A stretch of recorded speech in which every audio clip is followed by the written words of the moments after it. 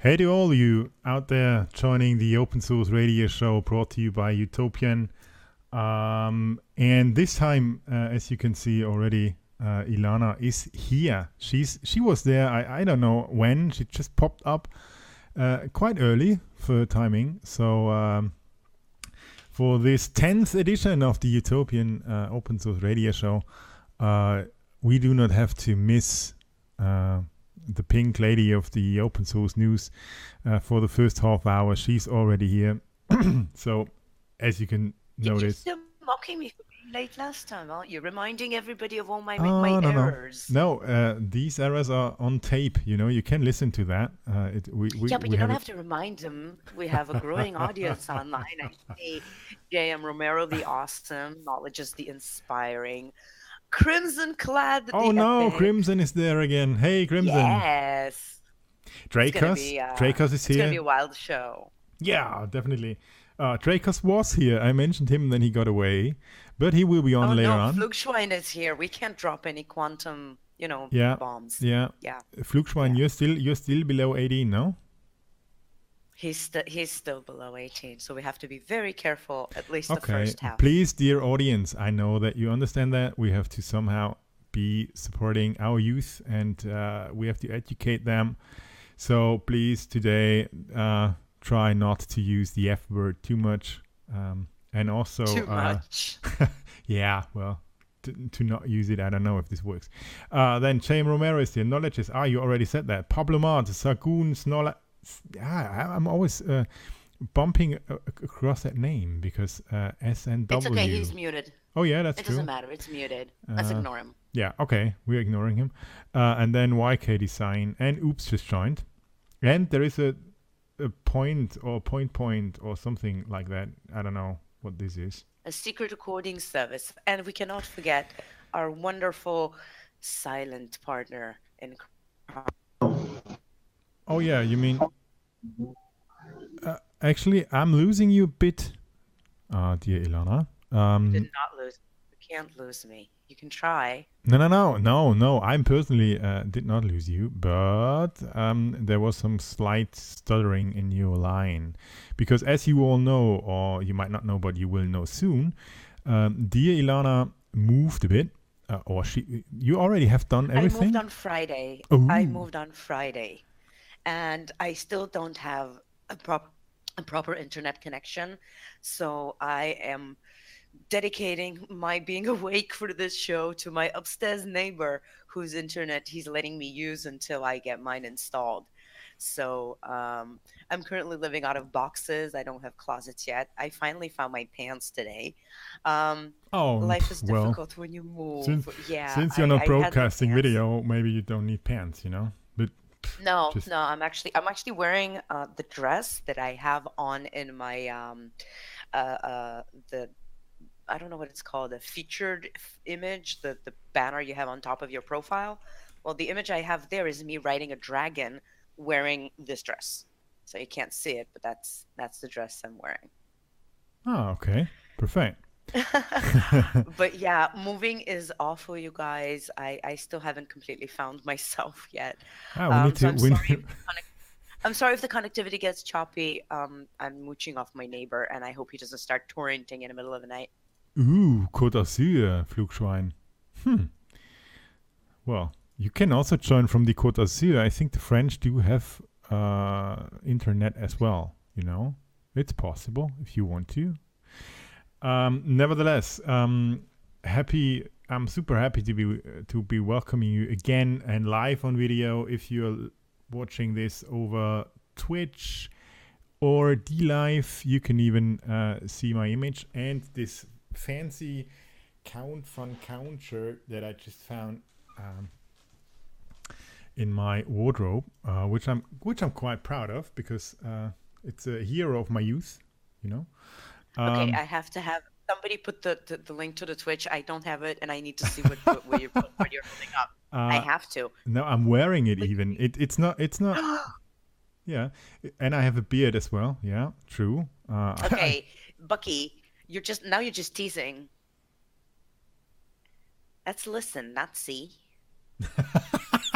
That was the blondest thing I've said today. Oh My hair no. is so faded. I haven't found my hair dye, so my hair is so faded. I'm turning blonde. So I'm This gonna is be going crazy. like, Have you said this is listen not see? Here, you see, I'm even stretching for you so you can see the whole thing. It's Count von Count. Do you know him? I don't know if this is oh, of course, of course. yeah, of course. Count And Count Chocula or however it's pronounced. yeah. Count von Count. He's counting in the Sesame Street. I don't know if it's pronounced Yes, Sesame Street. it is. It's pronounced and Sesame I'm Street, and I'm super happy to have this, but the bad thing is I'm somehow either my clothes are getting smaller or I am, I'm increasing in it size. is known. It is absolutely known that clothes do get smaller over time. Fabrics are built that way to make us feel bad. Exactly. This is Yes, absolutely. definitely. By the way, we need to maybe invent open source moving, no? Now that you're a moving pro, maybe you can have some ideas about open source moving.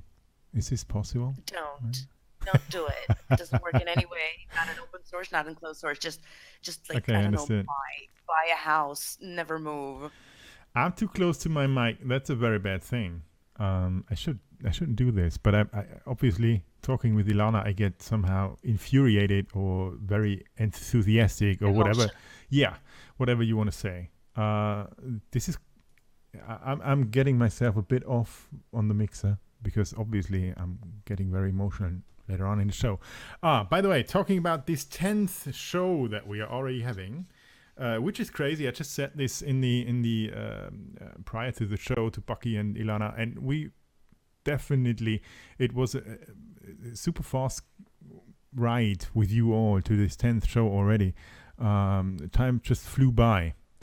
Tempus I'm fugit. pretty sure we're gonna have the same approach when like we get to the 100th show, and we're gonna be like, didn't we just start this? Didn't we just have Diego on the first show? Didn't that just happen? And then there was Bite Ball, and then there's that other thing happened, and the SMGs happened, and now it's now.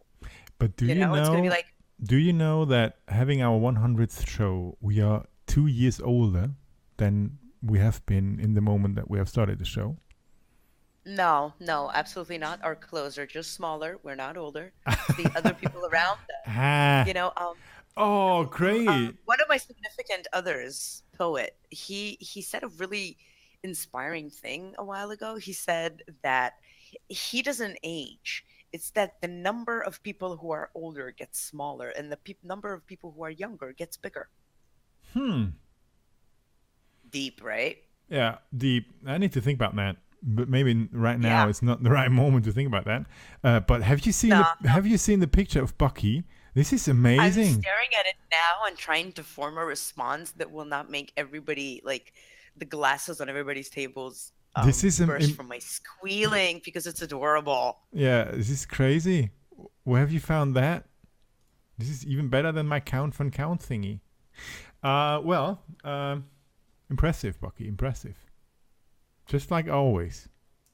The can is Bucky. Bucky's Bad being Bucky. today's Bad Ilana. Okay, Bucky. Bucky's today's Ilana. Let's see how that works out. Yeah, I'm quite looking forward to that.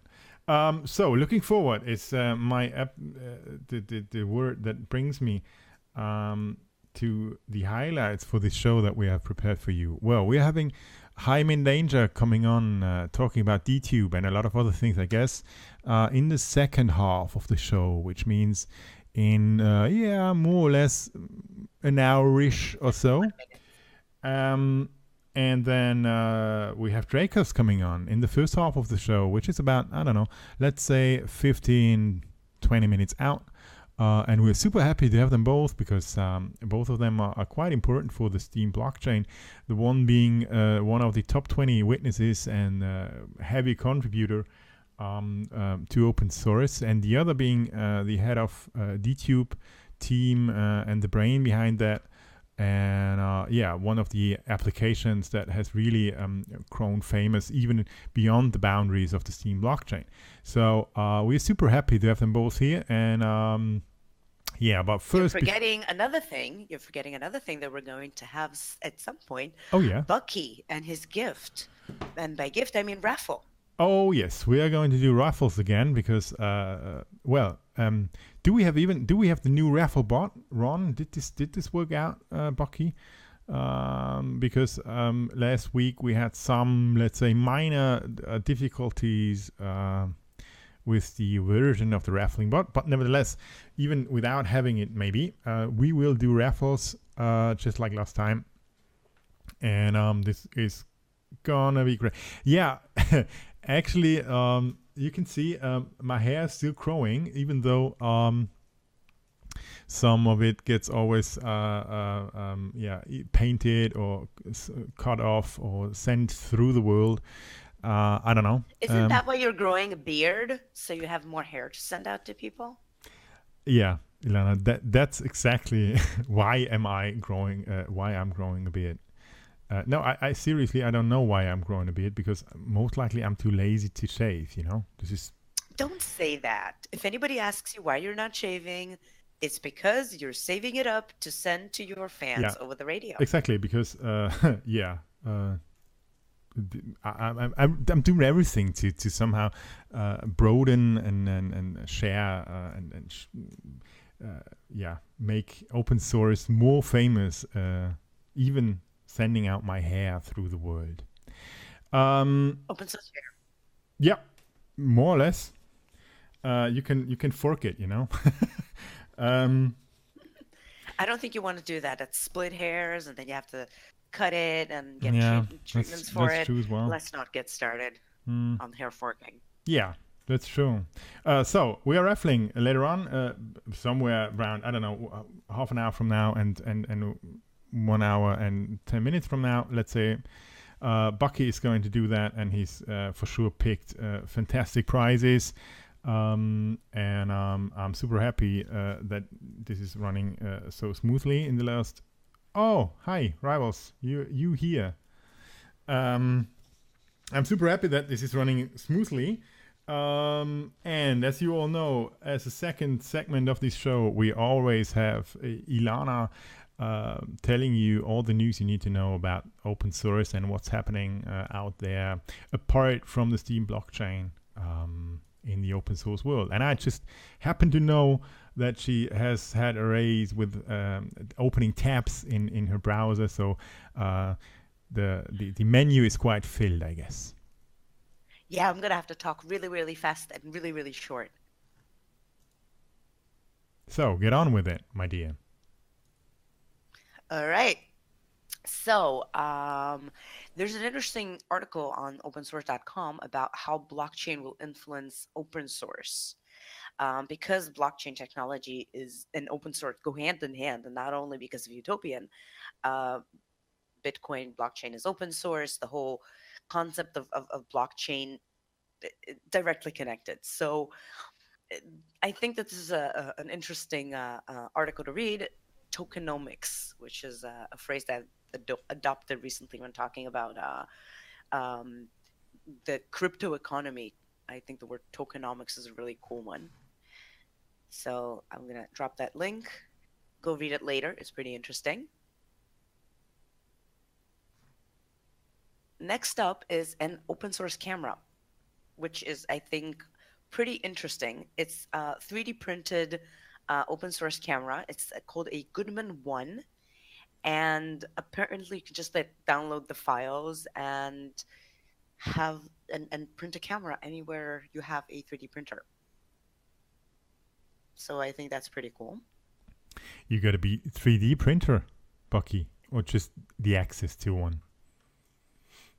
I think you can just have access to one, which is really like a really interesting thing about 3D printers. I was looking for stuff. That there's this website in Israel called Agora, which means cent in Hebrew, but it's also the name of a crypto coin, which has nothing to do with that website.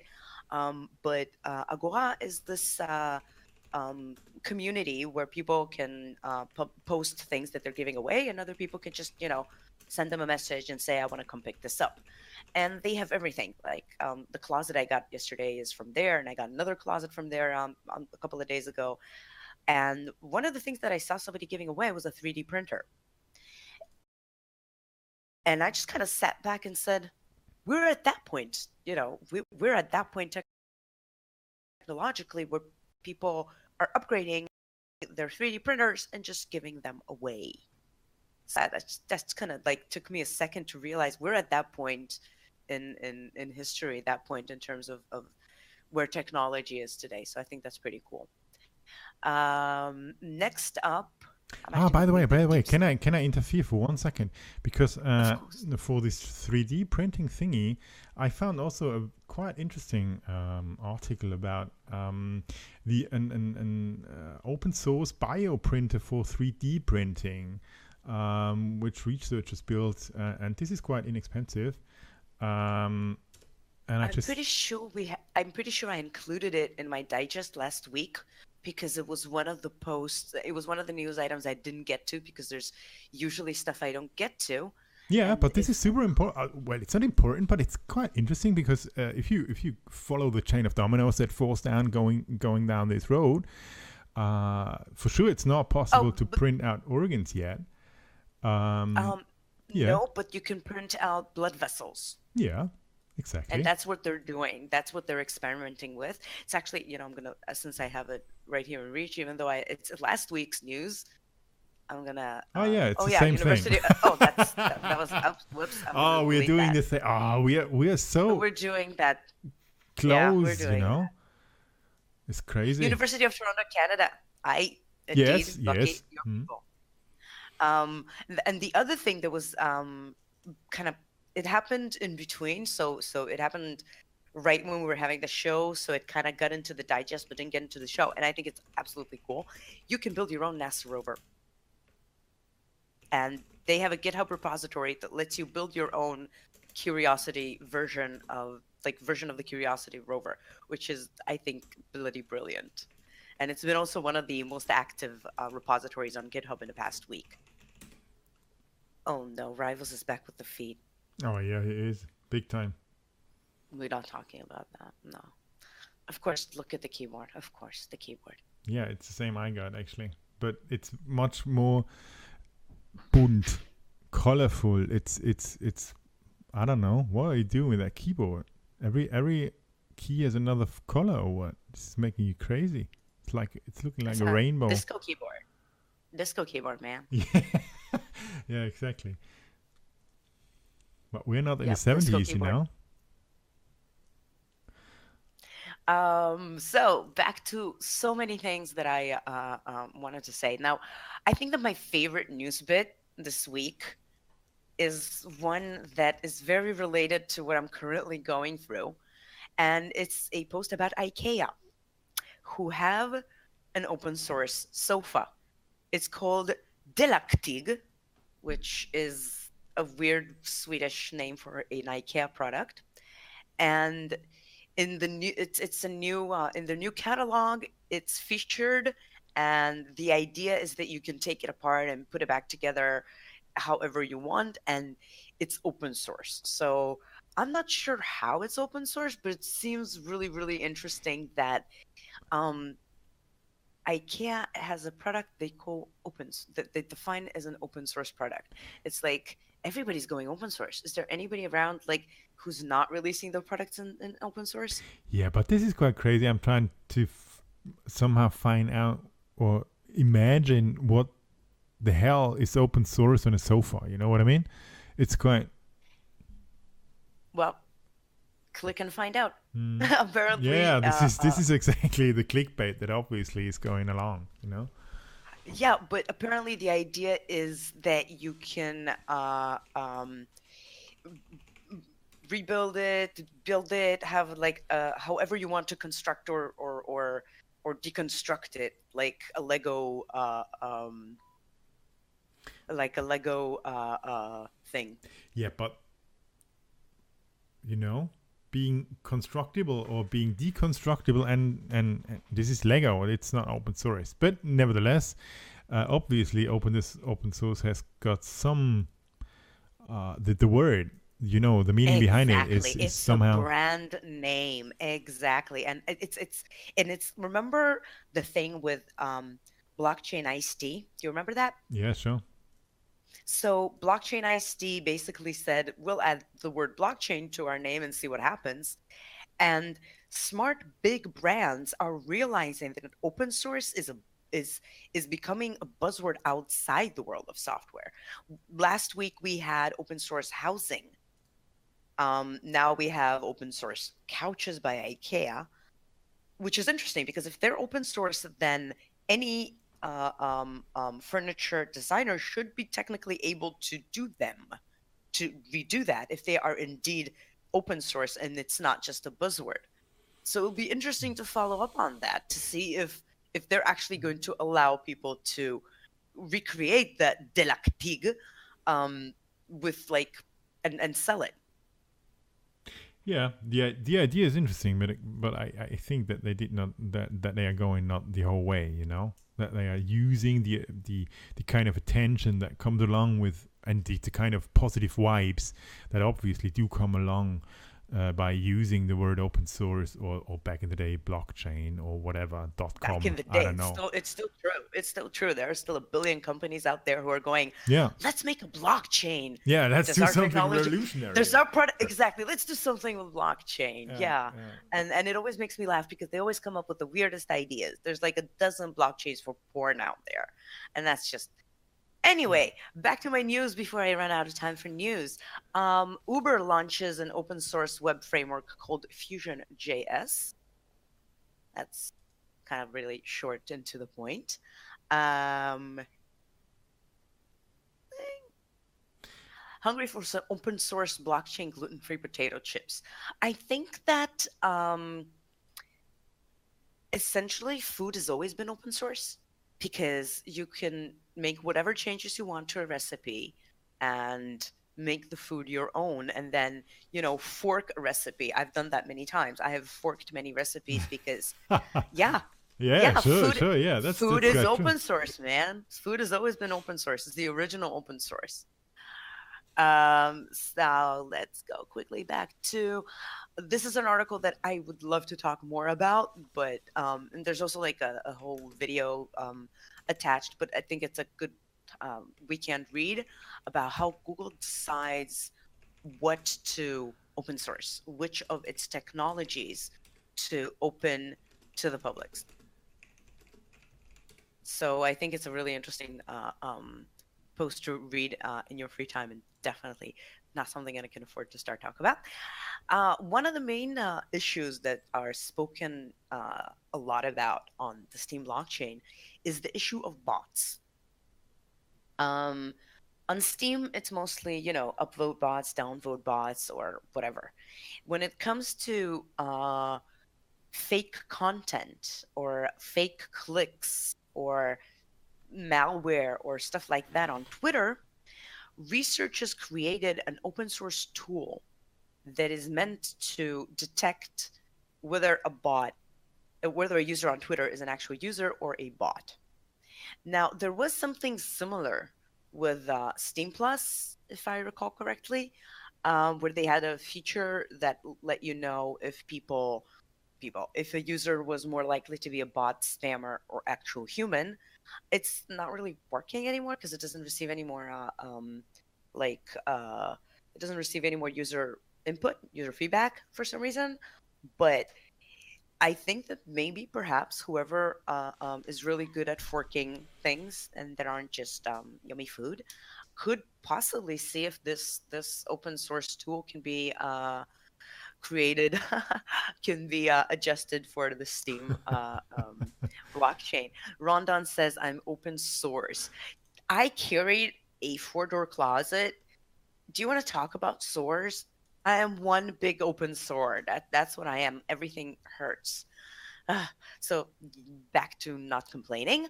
It did work out, obviously, now, didn't you? You're now super fit. One of the things I moved today was the scale, the body scale, and I got on it and I looked down and I was like, nah, it must have gotten bumped in the car. No way do I weigh less than I did in my early 20s.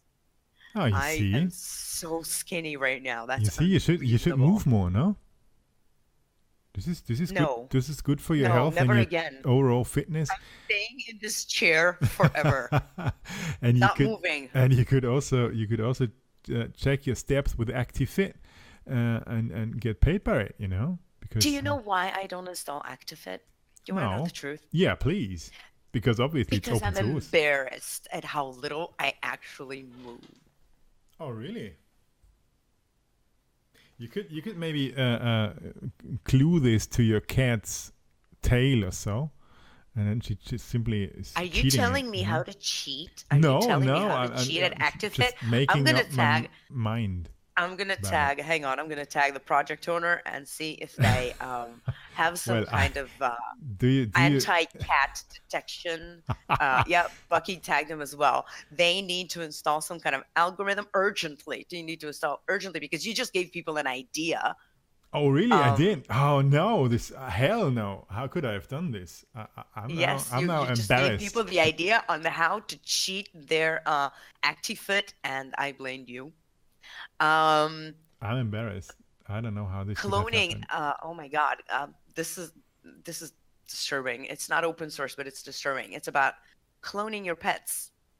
I do not want to clone my pets. My cats are so annoying. Definitely don't want more of them. Speaking of other things open source, I have so many news I'm not going to manage to get in today. Zenko 3.0 is a game engine that is now free and open source for you game developers out there. It's on GitHub, and it sounds interesting.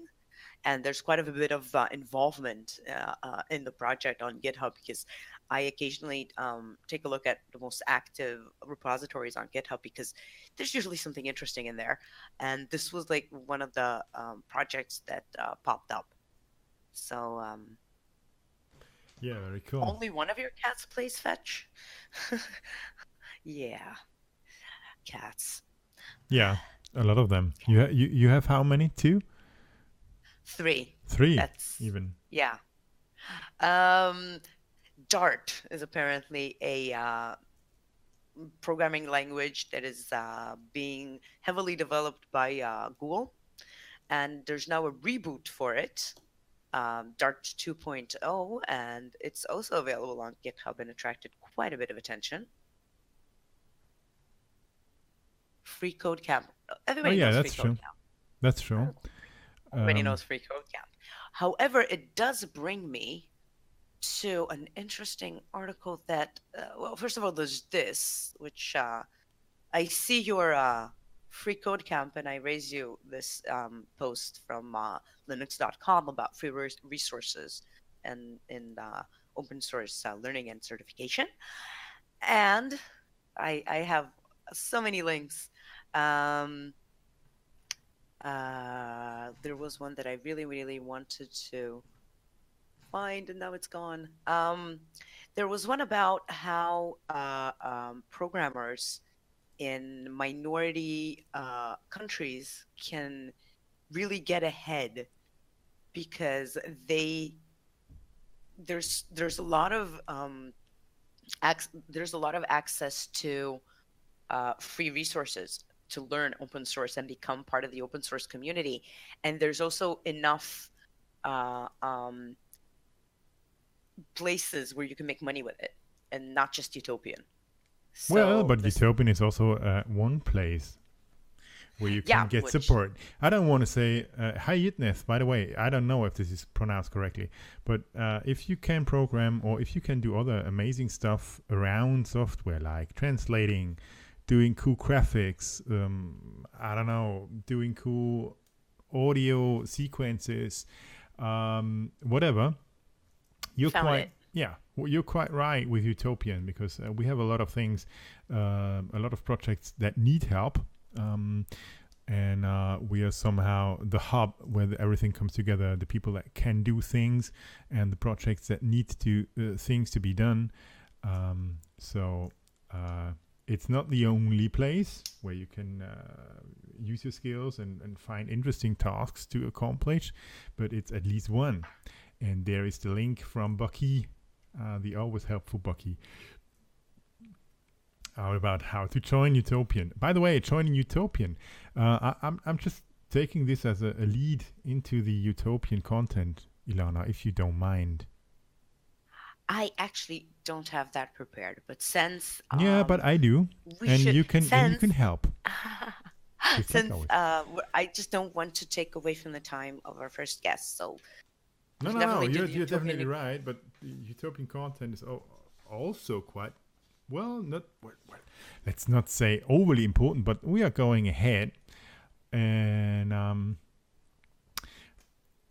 we are going ahead, especially as far as I am informed, with our new framework and the new front end.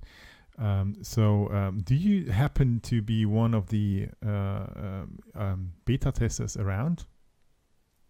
I actually am not, but I know someone who is. Yeah, I'm as well, but I don't want to point him out in public, you know. Me neither. If he really wants to point himself out and Maybe say, by laughing, maybe give us a few. All right. Cat's out of the bag. The cat with an ActiveFit watch is out of the bag. Hey, Bucky. So, how's you didn't say anything. How's the beta test coming along with our new front end? Well, I have to say that I'm not a tester as such yet, because all I've done is Diego Hilaire has taken me through the entire front end. So I had a chance to see all the functionality and all the cool things that is our new Utopian front end. And I have to say it is really, really cool.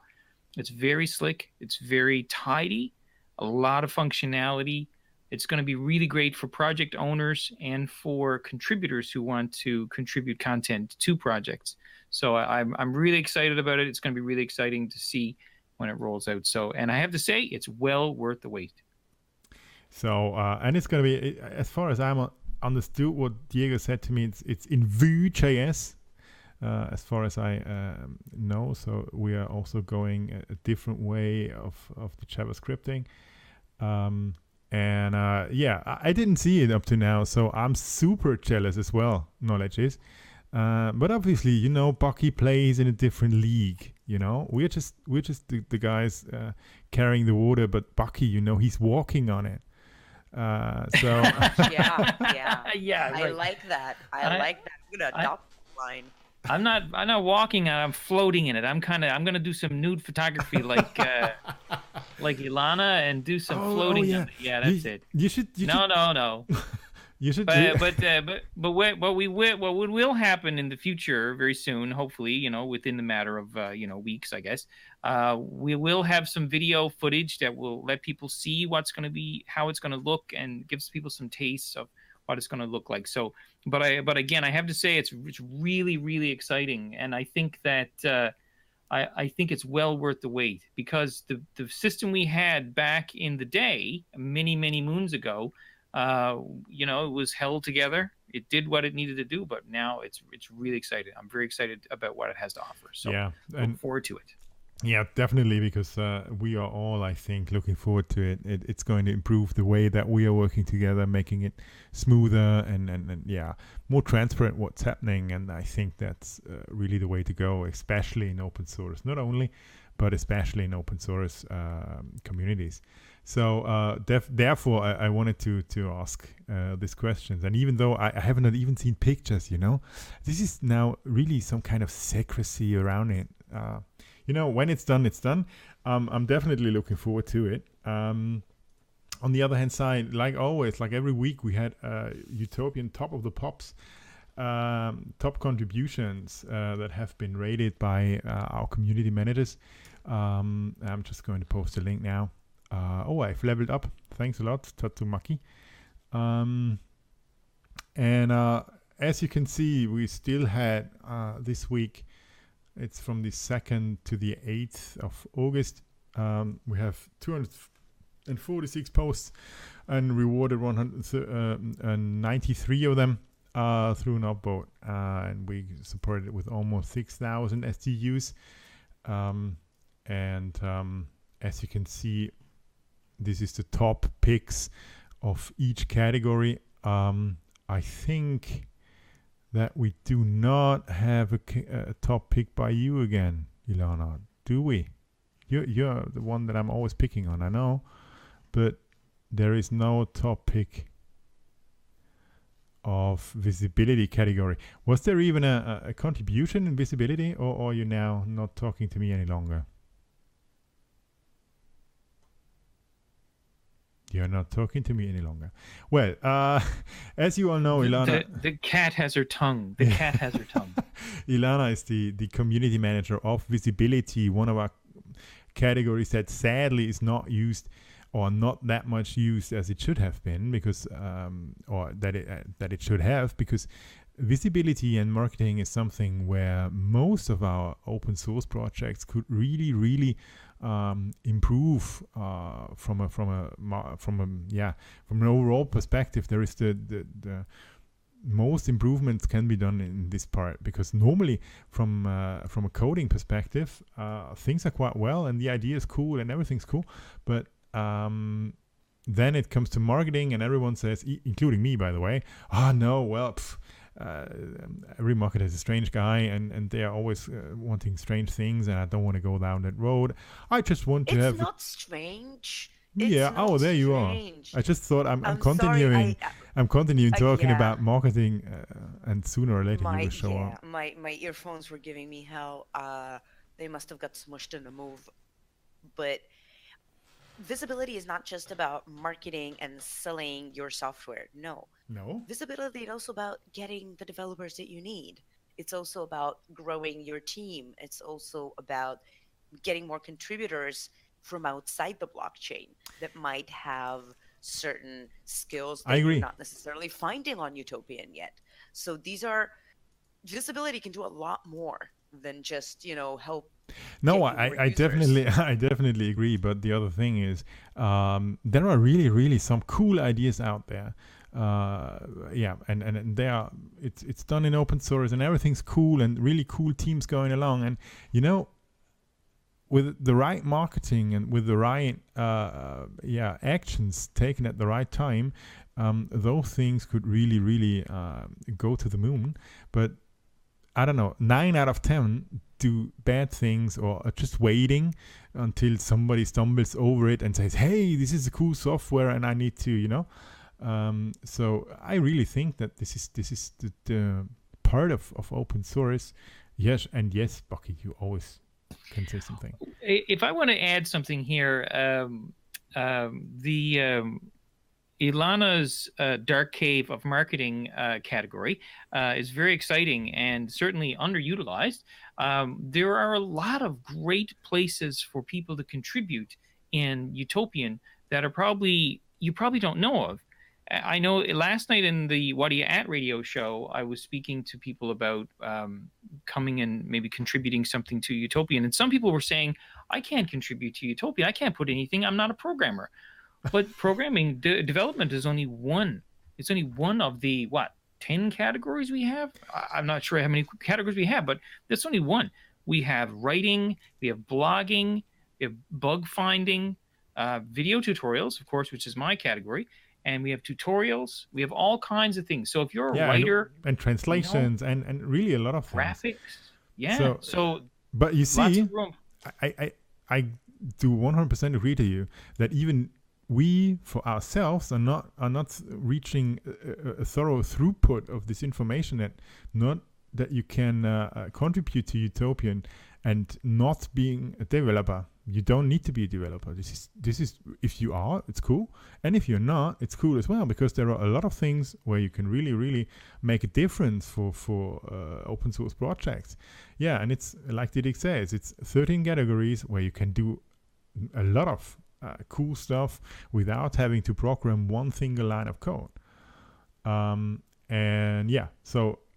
Like I said, By the way, a good example is Didi, who just pointed out that we have indeed 13 categories, which is a great number. It's considered a lucky number for Jews.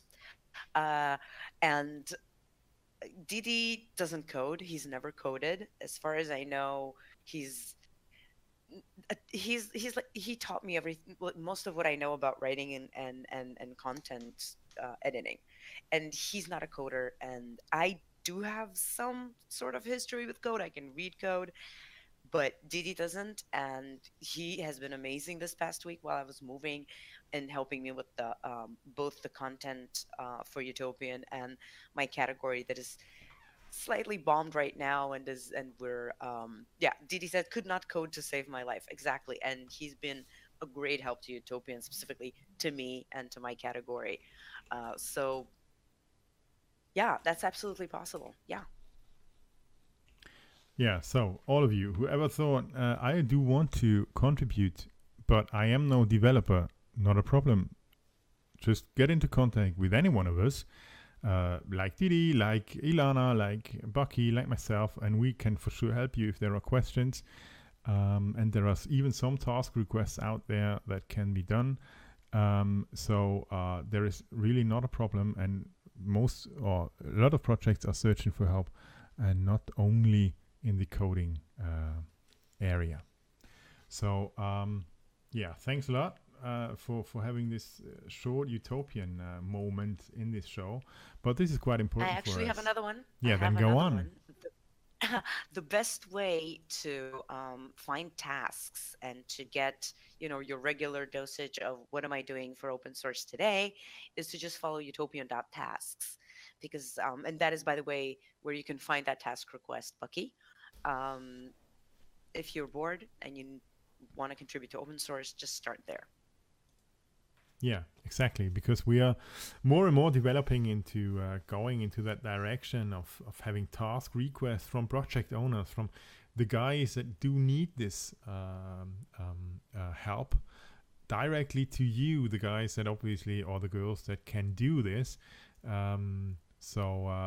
Which is then having, yeah, the most fitting. This is not a spontaneous contribution, but it's really a contribution to a direct need that some project has, which is perfect from a oh, and Diego already joined. Hey Diego.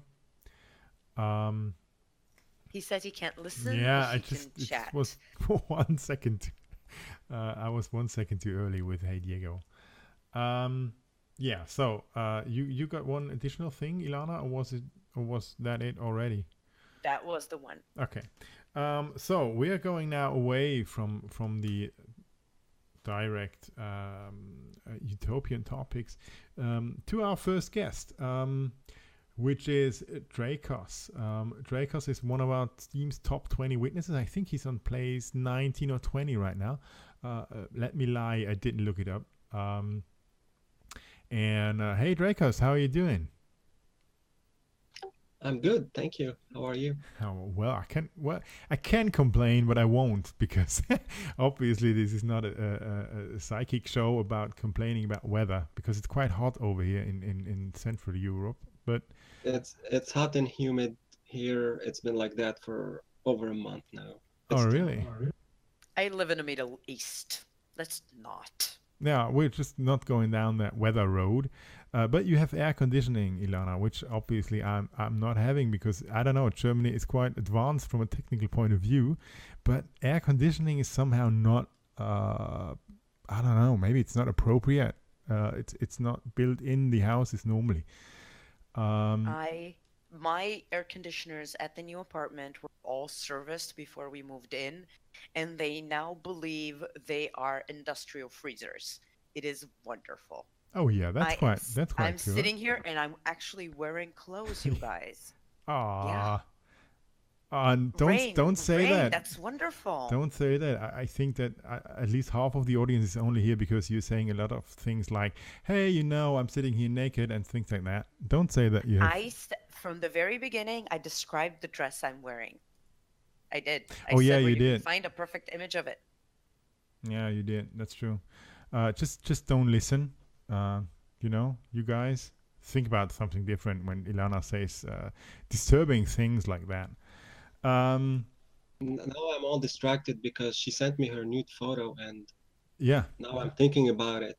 I can't focus anymore. Yeah, see, Ilana, what you have done to Dracos. He was so focused. I'm just gonna mute myself and sit here quietly and let you talk shop, you guys.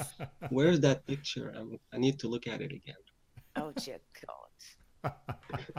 Anyways, What Anyways, have I done? Draco, I don't know what you have done, but obviously you did a lot of things. And you just teased another man. That's what you did. yeah, that's what On you can live do. radio, mind you. That's where she created, you know. She's a marketing girl in the end. Hey, Flugschein. Oh, now we need to go back to being dressed, you know, because Flugschein is only, I don't know, somewhere between 15-ish and 16-ish. So, yeah, we cannot talk about open source boobies anymore, sadly. But Dracos, how things being in the Witness top 20 list? Everything cool? How things running? Yeah, everything is fine.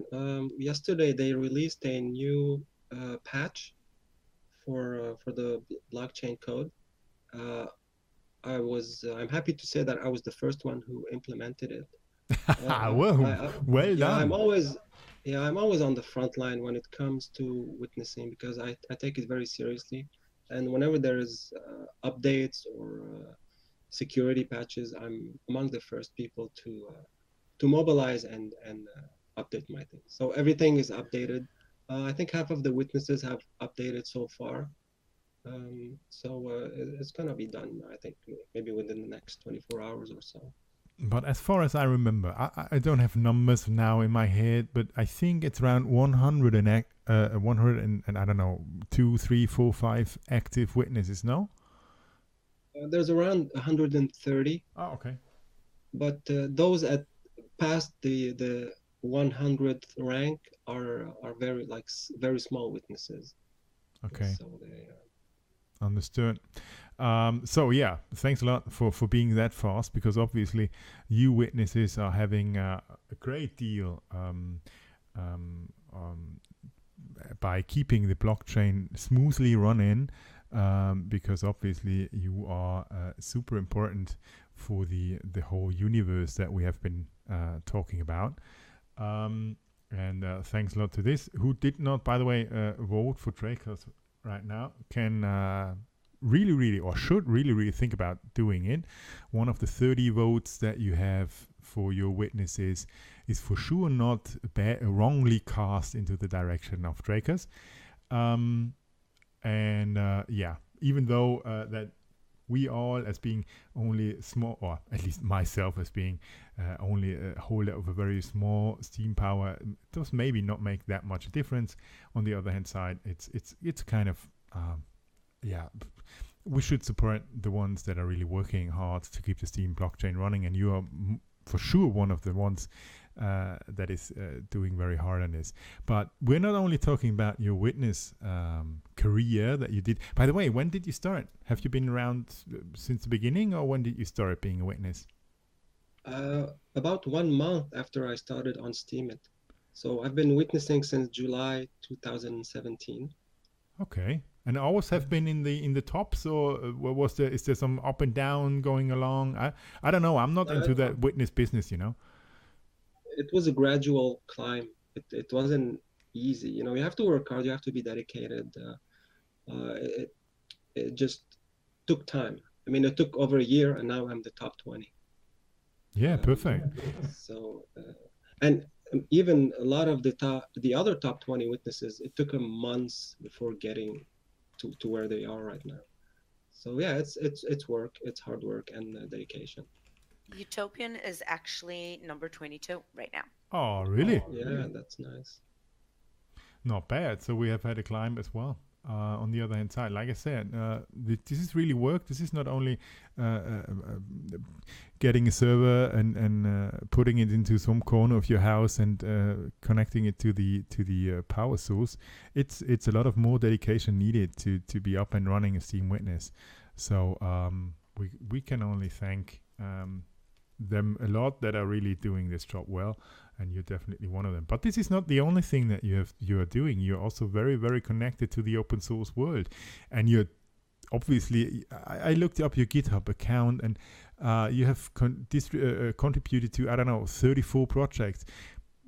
Not all of them are contributions. Some of them I forked just so I can do some modifications of my own. But it doesn't mean that I did. Some of them are just idle forks, but others are. I've been active on them. I did some pull requests, issue reporting, testing, etc. So which is the project where you have, like I said, most hard blood in? You know, which is the most important one that you have been doing something upon? I worked on condenser for a while, months ago.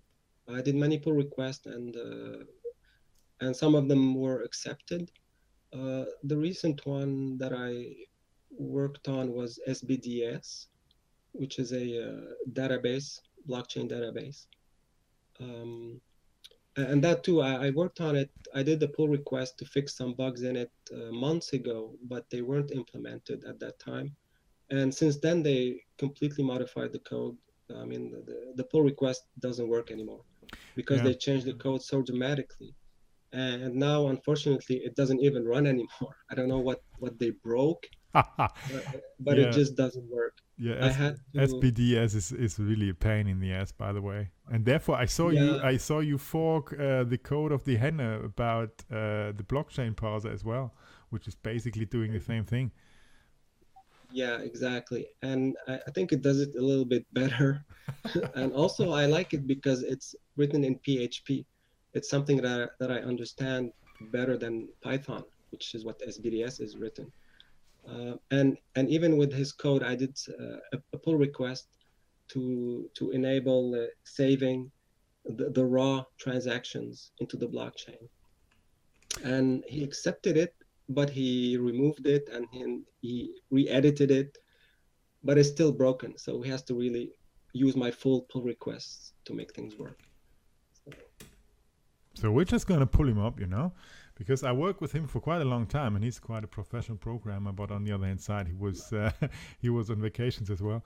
Yeah, it's well written. It's a clean code, very structured, well written. I like it. I like it.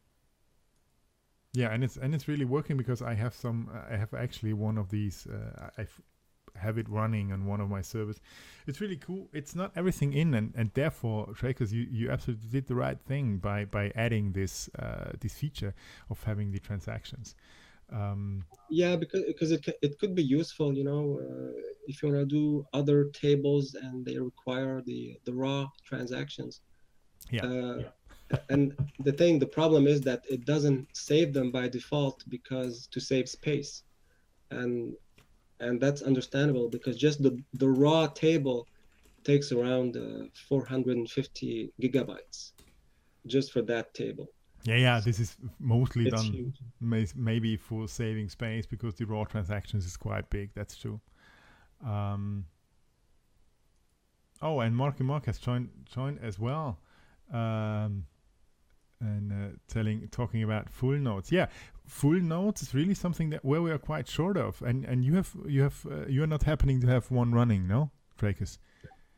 No, not yet, but it's something that I will consider running, provided that I'm in the top 20 for a stable period. Because right now I'm at the at position 20, and it's a delicate position because it can drop out and in very often. In fact, I've been in the top 20 for 10 days about a month ago, and then I lost a whale vote, so I dropped out. Then I'm back in the top 20 a few days ago. So it's a wobbly position. But if I'm there for at least a month or two stably, then I will surely start up an RPC. And especially that the new app-based version of the blockchain uh, allows a better, more efficient um, use of the blockchain and less memory requirement than what we have right now. Because right now, a full RPC node requires at least 512 gigabytes of RAM to run efficiently. Again, I think I have lost it somewhere, or I have something in my throat. You said 512 gigabytes of RAM. Yes, correct. And they're very expensive to run, and not many providers. Yes, I know it's insane. Definitely, this is insane. Well, Steam, it says that you don't need 512 gigabytes, that you can run it on a fast SSD or NVMe. But the problem with that is the replay time. When you replay the blockchain, it can take, with enough RAM, it can take maybe 5 or 6 days. Well, Without enough RAM, it can take maybe double that. So here you are wasting time replaying the blockchain. So it's a waste of time. yeah, And exactly. with the new implementation of RocksDB, uh, this will allow a better, less RAM usage and a more efficient usage of the database, which will reside in RocksDB. And of course, you can enable whatever modules you want uh, for your purposes for the RPC. Yeah, true. On the other hand side, how far is this? Is this already done in RocksDB? So I read something about it on Steam blog, but they just said they are almost done. Is this already working, or is this just? According according to Steemit, they are already running on RocksDB. That's what the current Steemit.com website is running on. So I guess, well, of course it's still buggy, I suppose, because sometimes the website doesn't work as it should. They're probably testing and whatnot. But yeah, currently that's what they're running on, and it seems to be working so far. Yeah, well, that's Yeah, this is very exciting because it will solve the scalability problem that Steam has been having for quite a while now. And it was about time they moved to that. yeah, Because true. otherwise, We are still having otherwise, problems, so it's not well. At least we had in the latest days. I received often some kinds of at least late replies or even timeouts. I don't know how it was the user experience was for you all out there, but yeah, we need to definitely talk about improving or talk about even more improving. Yeah, well, that's good for you. I'm happy. If yeah. So one less that has issues, but this is something that we definitely, we definitely need to work on. All of us, not only the witnesses, but everyone that can somehow contribute for this blockchain to being more stable and more, performant. Should step up and try to do so. And actually, anyone can contribute. It doesn't have to be developing per se, but bug reporting, suggestions, everything that can help the blockchain is welcomed. I mean, there's more issue reporting than pull requests. Yeah, absolutely. True, and it's not only developing that's needed.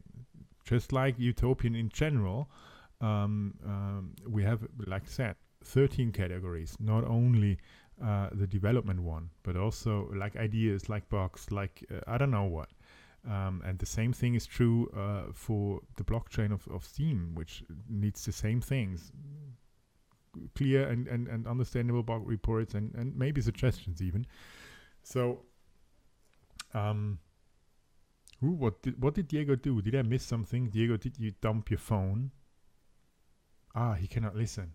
I agree. I was trying Sorry. to, I was trying to convince Marky Mark to come on air, and he said that he's at the pool, and I said, you need waterproof headsets. And then Diego chimed in and said that he had two. They both broke after just 2 uses, and then he discovered that bringing his phone to the pool was not necessarily a good idea. Marky is always at the pool. He said he only gets to be at the pool 3 months a year, but yeah, having a pool is nice. I now have a porch, so I kind of plan to have this little 2-people jacuzzi, which is the closest I've come to a pool or can come to a pool. So, yeah. But yeah, it looks like we have the Mark on air. Let's see what he has. Yeah, to not say really. about He's a bit muted right now. But hey, Mark. self-muted, I believe. Yeah, at least I did not mute him. Bucky, are you the bad Bucky again? Did you mute Marky Mark, the Marky Mark brown coat witness?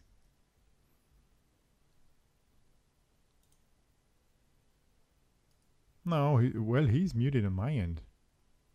He's muted. I have it muted on my end. That's why. Okay, now he's... Hey there, how you doing? Everything cool? I thought that only happens to me. Just floating around the pool with my kid and my wife. Well, that's a cool thing. I would like to float around the pool as well. Where are you living, by the way? So at least from a time figure, because obviously it's getting dark here in Europe. Ah, okay, understood. So you're still in the middle of the day. Yeah, like 3 o'clock. We don't get a lot of time in the pool. It's like 2.5, 3 months. So. Yeah, perfect. And what do you have to add about getting things more stable? What have you on your plate right now? You're very active. I know that. I'm reading a lot of things. Well, I have a Jussie cluster coming up that is really fast, and I'm debating about whether or not I'm going to go paid or open. The problem is with the open, it's just becoming unmanageable. You have a lot of people that are doing really intense queries, like, for example, get accounts with 1,000 usernames, and it takes 1 to 30 seconds for that to process, even though it's all in RAM, and it causes everyone else to get timeouts because everything's single-threaded. But with app-based, that's going multi-threaded, so I'm testing how that'll affect the performance of that type of user. I had to have a few of those users get off the node because it was just hammering and causing everyone to get timeouts, and it's becoming unmanageable to run a public node because a lot of people just don't know how to optimize their code. They don't care. Yeah, that's exactly what I'm figuring out as well. Running a small service that a lot of people are really, I don't know, they're testing things out. I have from a feeling point of view, this is just testing. They're getting mass data that they for sure are not wanting, you know. So why isn't it possible? I'll have to have like a firewall that filters the queries going in, and if anything is too crazy, it just doesn't bring it in. Is that something that's technically possible? Well, I was thinking about putting Nginx rules in front of the RPC, but the fact that the thing is pushing 40 terabytes a month of data, I didn't want to put anything in front of it that would slow it down because every query would have to be processed. And there's only certain things that really slow it down outside of just a lot of queries. Like get accounts with 1,000 usernames, I can rewrite that to make it say it only allows 100 accounts, for example. But that doesn't really solve the problem too much. The problem is there's just so many people with bad code that are doing things that they shouldn't be doing, like they're trying to get properties every half a second and really silly stuff. And I can rate limit, but the only way to really stop a lot of that is tighten up the rate limit so tight. But then that captures a lot of people that are trying to do stuff. But it's just really complex, and there's nothing built into Steam that allows you to filter that. And I've been talking to Stephen Inc. about getting some of that functionality, but the best place for that would be in Jussie, which sits in front of a full node, because on Steamd it wouldn't work so well. But putting that type of functionality in Jussie would be definitely possible. So I'm trying to get that type of stuff implemented so we could do things like full nodes can customize how many user accounts they can query at once, up to the blockchain limit, which is 1,000. So in Jussie config, I can go ahead and say, okay, only allow 100 users per thing or whatever, or have other limits, basically. Yeah, definitely. We need this would at least help sorting out the situation that we are having. And Crimson Clad is saying basically the same thing. That we are having, or she even suggests a tiered service for the RPCs, so paying for what you need, which would maybe also make sense because honestly, I would. The costs are pretty high, and it totally makes sense that I totally agree with Clem. Yeah, it makes sense. That's something I've actually been thinking about because the problem is you have a lot of projects that start out with it, then they start going really big. For example, Steam Reports. We have some big users that use our RPC and huge projects, and they really should have their own RPCs, but they don't. But the problem is if you go all paid nodes, then you can't bootstrap any projects, because a small project that might be wanting to start, they can't afford to spend $900 a month for a full node. Yeah. So they don't even get started. So not all projects can even afford it, but that's a huge expense, even for a big project. So it's complicated. But I have some users that are begging me to do a full node for them because nothing is reliable. Like when our system, when our node is replaying and there's no other node available, 6 public nodes cannot do the work of one of our small nodes, and the system stays out of whack. So that's a big problem. But I did want to talk about something about you guys mentioned about witnesses. Yeah. I saw Bernie's post, and I know you guys talked about it, but that's a big concern. That a lot of people think that they're upset that witnesses aren't doing full nodes. And while I 100% agree with it, it's not really in the job description. Running full nodes is more of a dev support. It's for projects and stuff like that, which I still would like to see top 20 witnesses doing something other than doing EOS or whatever they're doing. So running full nodes, I think, is a great option. I keep slipping in here. Well, there are some more bad things than slipping into cold water, is it? Yeah, I know. But I think having people run full nodes is a great thing, but it's not really in the job description for the top 20. So, I mean, that's why a lot of them don't do it. But no, it was not. Anyway, so. I didn't want to utter a complaint, for God's sake, no. But on the other hand side, yeah, I know that it's that the witness job description is not having this in. On the other hand side, since you have already a witness node, it's not, well, it's for sure a heavy investment, like heard already from Tracers before. What you need to have some or the hardware that you need to run a full node is quite, well, it's quite state of the art actually. Yeah, so for sure it's not necessarily to be done by every witness around, but on the other hand side, we do need some full nodes as well. I mean, yeah, the problem is we have like 6 full nodes that are usually active, and half of them are usually unstable or unreliable, falling behind or whatever. Running a full node is not easy. It's not as simple as paying the $900 a month you have to pay for a full node. We have 4 of them, and it's a ridiculous amount of money. But it's not just that. There's a ton of maintenance with it. It goes down all the time. It falls behind when you have people just running their queries. Updates cause replays. A replay can take anywhere from 1 to 2 days for our systems. Some people like Tim Cliff's could take a lot longer. His test node takes like 2 weeks. I have had a node that takes 3.5 weeks. The full node takes forever to replay. And if there's a patch during that time, you have to start over. I mean, it's really a nightmare. It's just not very scalable. Dracos, what you wanted to add? I wanted to add 2 things. The first one is Tim Cliff is running his RPC on 128 gigabytes, I think. So that's yes. He's not using MVE either. He's using SSDs for testing. Yeah, and the other thing is,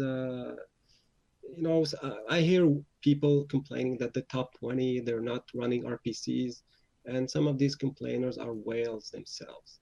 If they like to complain, why don't they run RPCs and impress the rest? Yeah,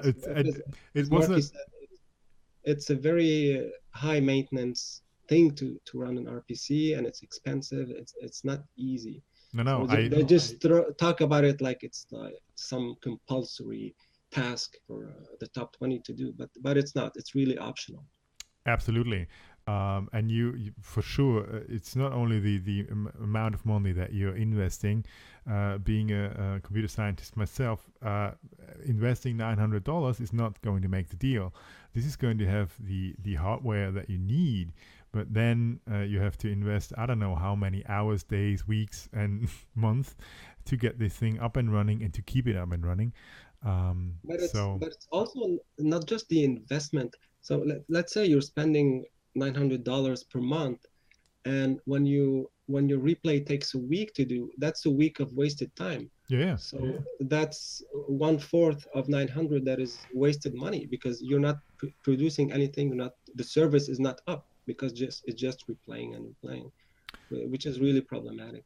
Agreed. That's why we have 4 nodes, and then when one's replaying, I have the cluster go down into degraded mode, so no one actually sees it. But when you're paying $900 a month, you can do a replay within a day or so. I got mine down to about 19 hours. What? Not bad. Is Gandalf doing some wizardry on your servers or something? No, he has his own. I don't know a lot of what he does. I talk to him sometimes, but it's hard to get stuff out of him. So even the witnesses amongst themselves are obviously sharing and not sharing some. Yeah, they gotta keep insights. certain secrets to have an advantage. There's one thing you have to consider, though. If you ever do any programming, try using all the nodes available. There's about 6 to 8 at any given time that are working, and you will find they're really bad. I did a test with my node against all the other ones. The Steam and Ink is the fastest because it's all Jussie, and that's about 11 seconds to do my torture test. My new Jussie cluster was around 8 seconds. Our PC node that's not Jussie was around 46 seconds. Everything else was 6 minutes, and a lot of the nodes didn't even finish the test. So finding a node that's actually on the current block, stable, and is actually able to handle requests is virtually impossible. You watch your scripts and you'll see timeouts after timeouts. Yeah. Things are failing. It's impossible. If I didn't have my own nodes, I just would have given up. I honestly, there's nothing that works. Steam and Ink works one time, and then all of a sudden you'll have days where it goes and it's 504s all day, and it's unusable, and everything you're doing just fails. Yeah. And the problem is it affects everybody. If someone is doing big queries, it will lag everybody else. I get timeouts on my scripts too, and I'm not running anything big. It's just small queries every 60 seconds or 5 minutes. So I have to always hop between RPCs, and they're down. And yeah, same thing here. I just have a small bot, on the other hand side. It happens, and it's quite annoying actually. Hopping around and trying to find a node that's actually working. I think I know why the Steemit nodes go down.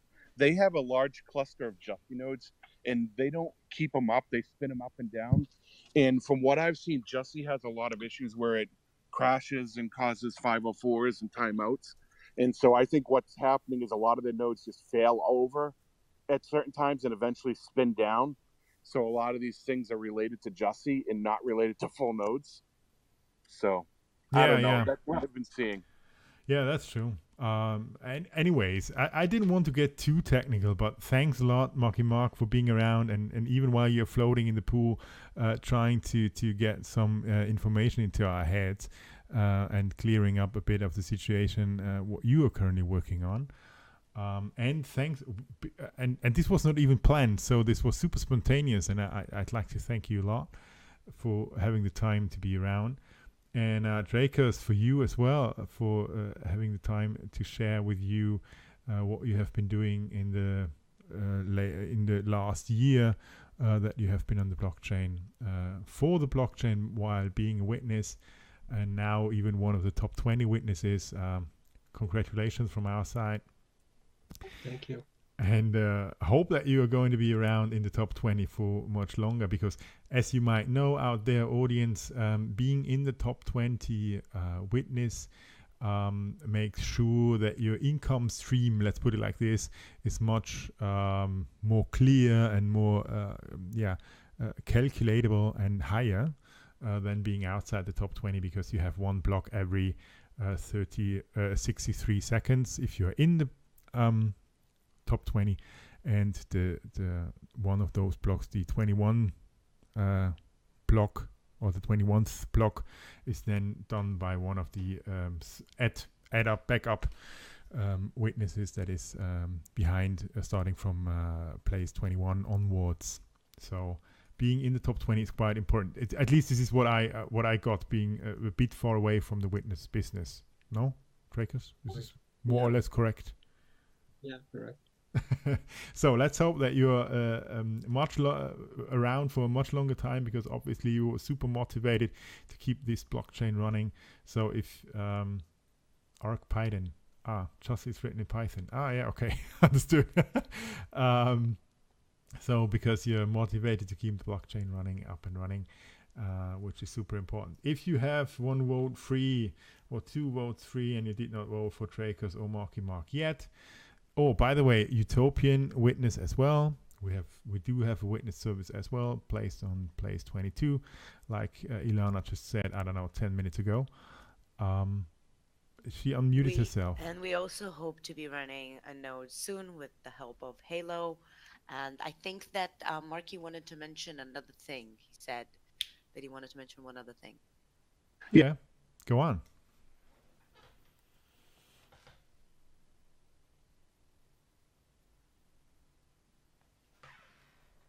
I'm giving you the Marky Mark. You're on. So if you wanted to say something, this would be the perfect time.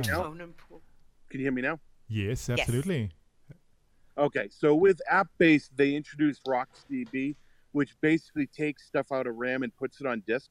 Right now, it only supports account history, which is what we're running right now in RocksDB. And what the plan is to move things like tags and follow, which are very resource intensive, to RocksDB. But the thing was, account history was the low-hanging fruit, because 50% of the demand of a full node, memory-wise, is account history. So it basically cut the load in half.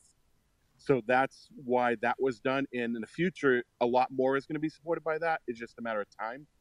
So down the road, a lot of the stuff that's in RAM right now will be on disk and optimized for disk, so you can get the similar performance without having to have a 10 terabyte RAM server, which is just unpractical.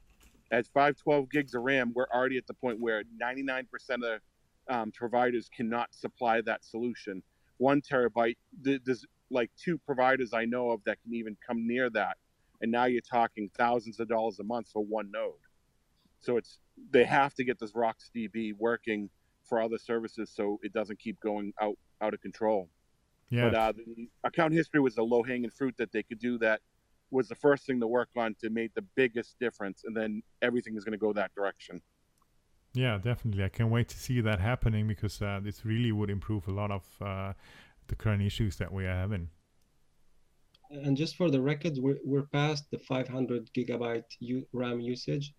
Oh, really? Right now, a full node is using around 575 gigabyte of RAM. So it's already swapping on disk. Oh, my. If you reboot your full node, you'll probably see it's lower than that. I think we're right around 512. But what happens is there's a memory leak that keep happening if you run it for a while and you don't bounce it. But once you run app-based with account history, you're down to about 250. So that's a huge, huge improvement. But it also comes with its own issues, and nothing works in app-based right now. Our app-based node, no one is able to use it. All the things are breaking, so it's going to be some time. But that's why I have Jussie cluster coming that'll kind of shield those problems. Yeah, okay. I think, it's Bucky. You had so challenge. Yeah, it is a super big challenge, but it's no big challenge calling Bucky to work on the raffle time. And before that, let's thank Marky Mark and Trakers for both being there, talking about tech details of the witness business and possible solutions to the current problems that we are facing on the Steem blockchain. Thanks a lot to both of you, and it was a real pleasure having you there. And this is the last time that I'm going to say it. If you really, thanks a lot, Hilo. This is actually what I wanted to say. If you want to cast a vote for one of those witnesses that are really working super motivated to keep this blockchain up and running, and you can use one of the nice little links that Hilo has just posted in the MSP Waves audience chat for us to use, so it's convenient. And oh yeah, thanks a lot, Hilo. You're totally right. You can add yourself as well, because Hilo as well is doing a great job in being a witness.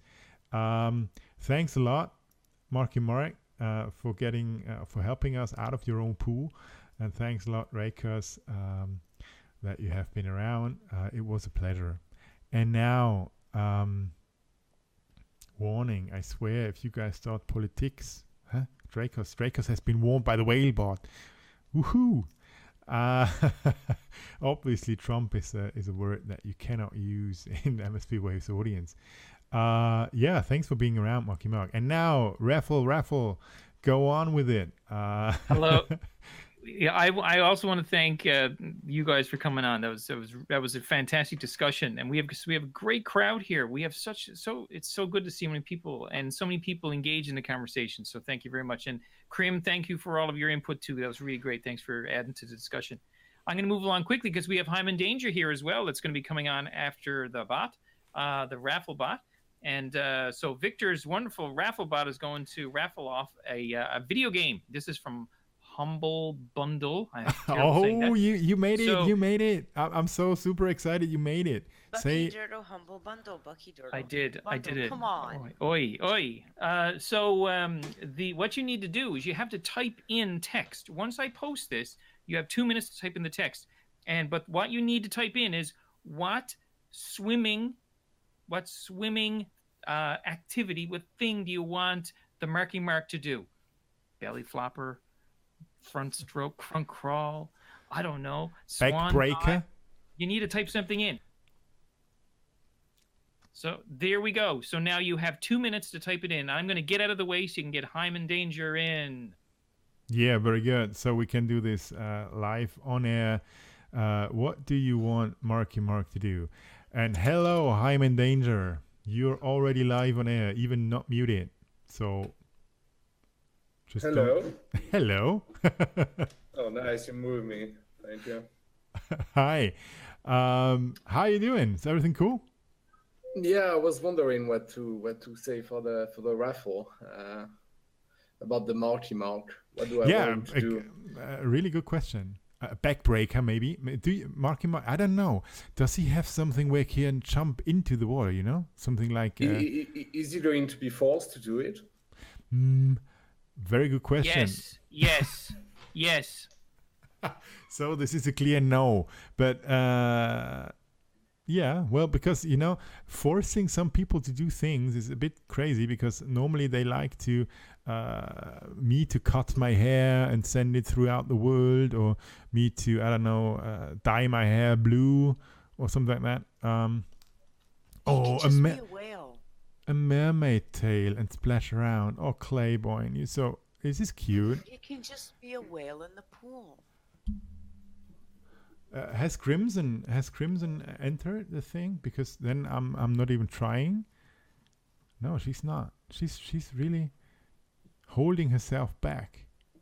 That's good, because normally if Crimson is going to write something, she's going to win the thing.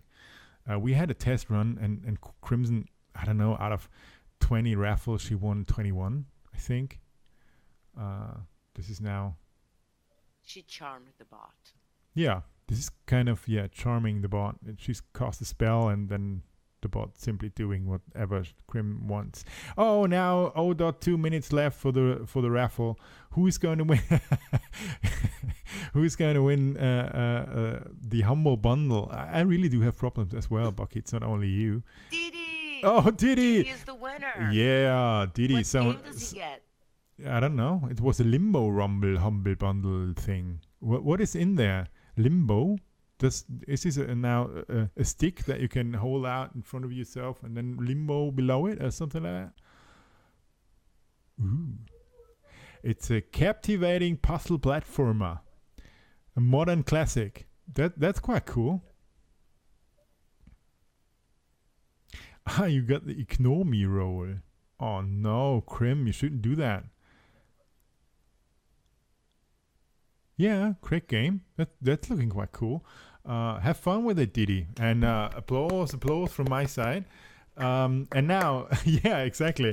Didi, go for it. But don't play too much and don't get sucked into it too much, because we need you in Utopian, so don't take too much time. Hyman Danger, back to you. Sorry for the short raffling experience, but we love to raffle. And since we have the chef raffle of them all, Bucky Dödel, around, he's doing that in a great manner. I just wanted to mention this. So, how is DTube coming along? DTube is going slowly. Well, we haven't updated in a while, but I have like a big update like coming out like really soon with a lot of information. I kind of wanted to put this out before this show so that I could explain things more in detail, but I guess I will have to spoil everyone here by maybe like 24 hours or something. Yeah, well, you can talk about whatever you want, but since you are Mr. DTube, I thought that most likely this is something, where we can really talk about. And yes, the last update has been 5 months ago, no? Yeah, we made like some economic change where we stopped like the beneficiary rewards. Well, not really. We are redistributing them like since we made a small update since not that long. Oh yeah, you're true. It was a very small one, but it wasn't like a major change. So now there's like some big changes coming. But first I want to say, because it's like a Utopian show on this radio show, right? True.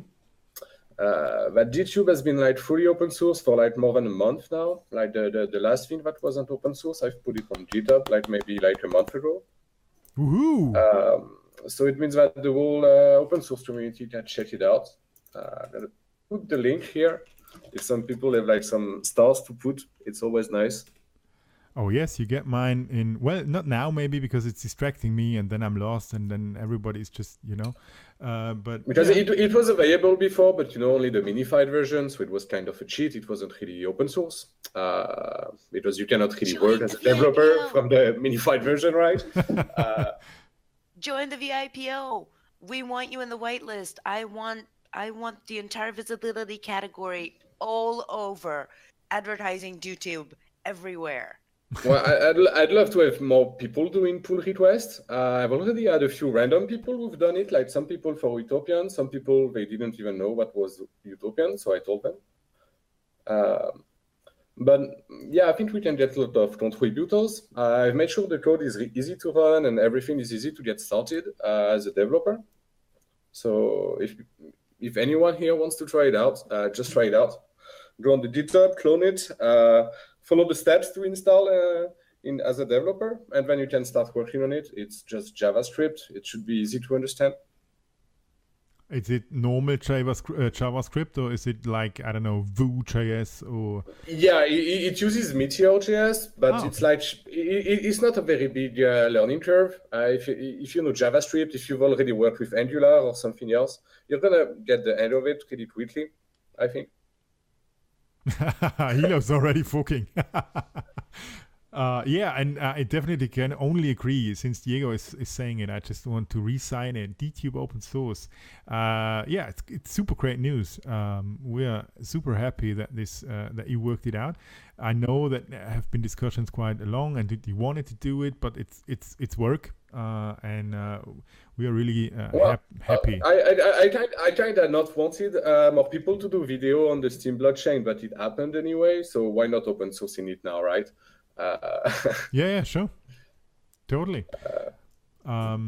So really, that's great news.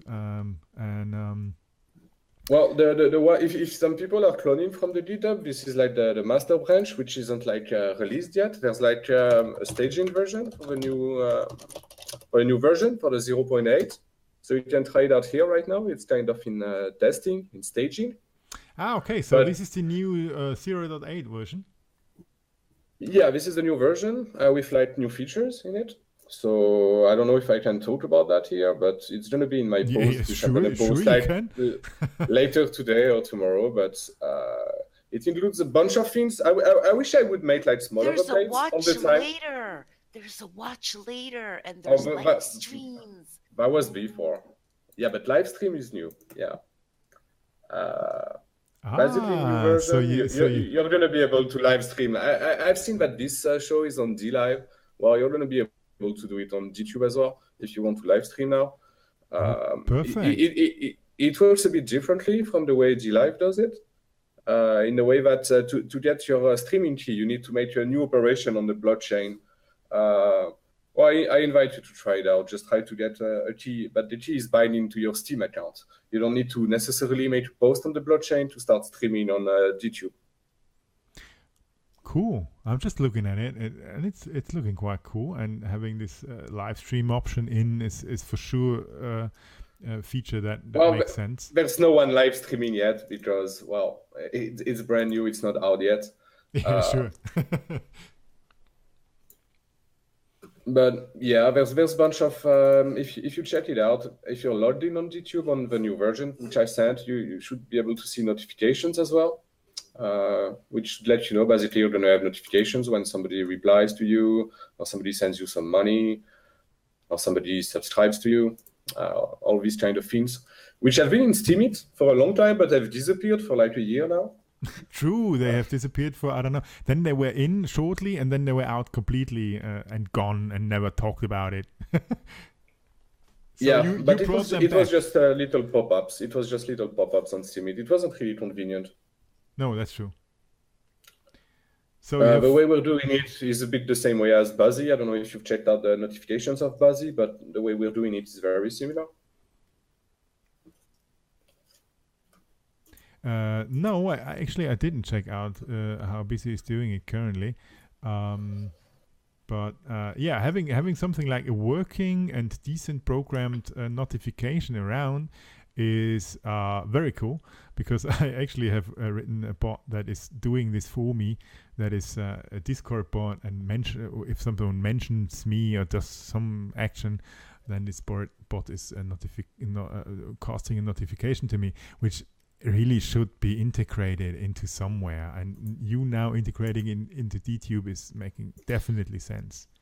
Yeah, the little server-side thing we run for notifications is really small. It works really well. Buzzy has been running it for like 6 months now, and it's JavaScript code, not JS code as well.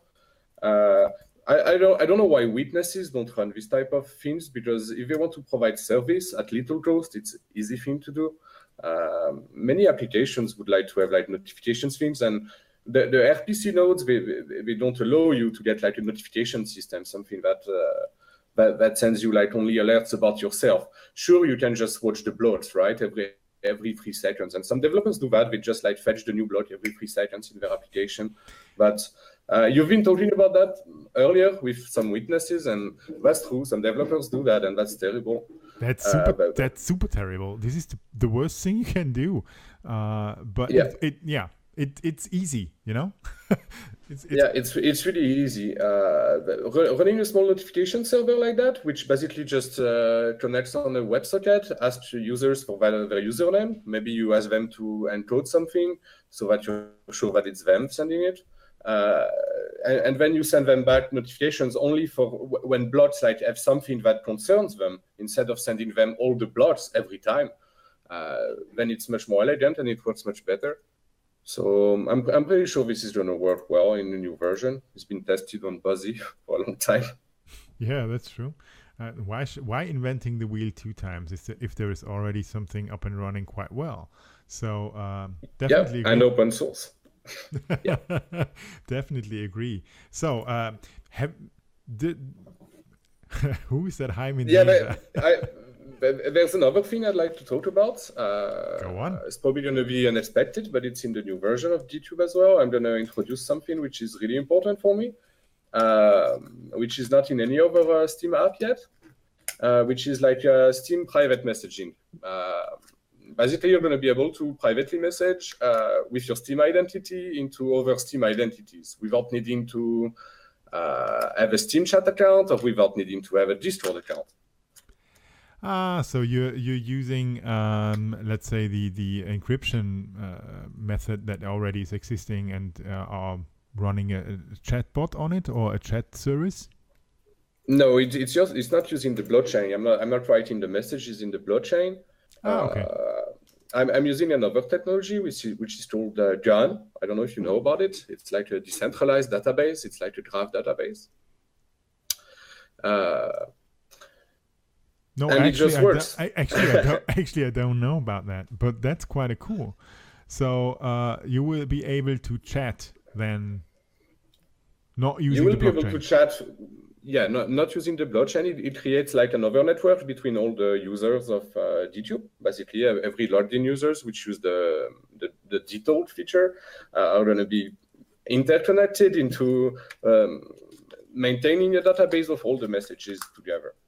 I don't know how to explain it any better way than that. No, yeah, well, it's making sense, and it's not too far-fetched, but you're right, this is not existing currently. Not as far as I know. Not as far as I know. And this works only purely from your Steam identity. The only caveat to this technique is that you will need to write something in your profile. The key, your identifier in this new network, you will need to write it in your profile, in your on the blockchain, in your Steam profile. Okay. A bit like you put your avatar and your banner in the same place. You will need to write basically a public key there. And well, there's a button for that in DTube. If you go to the new DTube tomorrow, DTube, you log in, then you go to detailed, then there's going to be a button which is going to say, "Oh, publish my key." Then you do that, and once that's done, you can search for you. People will be able to search you and find you and start communicating with you. If you don't do that, people won't be able to discover you on the network. Oh, that's very cool. So this is a way or solving a problem that Steam always had, because you obviously need to have some additional program like Discord or Steam Chat or whatever to be able to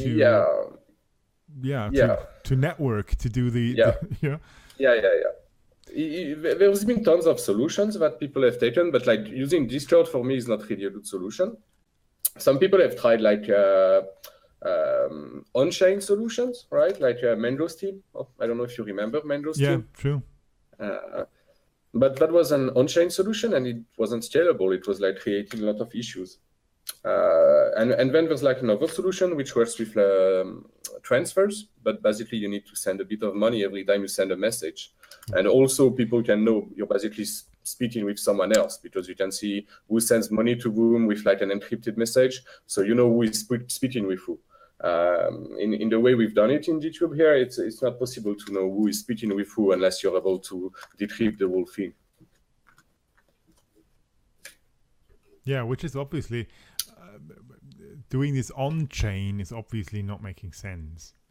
At least from my... Yeah, it's a lot of spam, right? It's a lot of spam. Like messages, like they should be deleted. It's not an important feature, but it's that they stay on the blockchain forever, right? Yeah, definitely not. So especially if they're encrypted and nobody can decrypt them, right? Yeah. This is definitely not meant to be on-chain. So having a solution for this is super. I didn't know even that we worked on this. So obviously this is quite a surprise. Can we, as a Utopian community, are you planning to do some task requests for help that you need on DTube, or how are you planning, or are you not planning right now to interact with Diego and us directly? Well, of course I want to interact with Utopian, and I'd love to have like people to contribute. And actually we can reward, we can put bounties on some projects. Right now things are not very organized, but I have a roadmap. If you look in the GitHub a bit deeply, there's tons of things to work on, honestly. There's tons of features I have in my mind. There's tons of things we need to do. Obviously, we need like playlists, and we need some way to put some ads before videos. We need to improve the way the incentives in the website. We need a way for the community to run nodes, to host the files. We need a desktop application. We need a mobile application. There's tons of work to do. Yeah, well, that sounds like ages of work, no? Well, it's not really ages of work. There's already been a bunch of work done, but yeah, things are always moving, like there's always new features, there's always new things you need to do.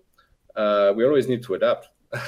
So it's not only about doing the new things, it's also about the maintenance. And yeah, there's a lot of tasks to do. So if Utopian users want to help out, DTube is fully open source software. Everybody can clone it. Everybody can run it on his PC.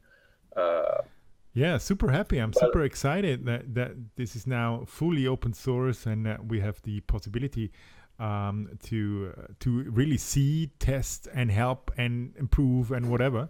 And sure, you should take Ilana's ideas serious about scheduling a call with Diego and Ilana and talking about possible, like getting the things more organized.